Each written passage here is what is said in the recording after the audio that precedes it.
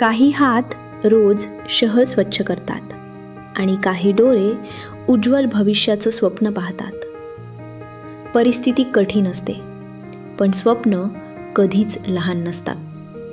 म्हणूनच सफाई कामगार, कातडी सोलणे व कातडी कमावणे अशा व्यवसायातील पालकांच्या मुलांसाठी सामाजिक न्याय विभागाची मॅट्रिकपूर्व शिष्यवृत्ती योजना.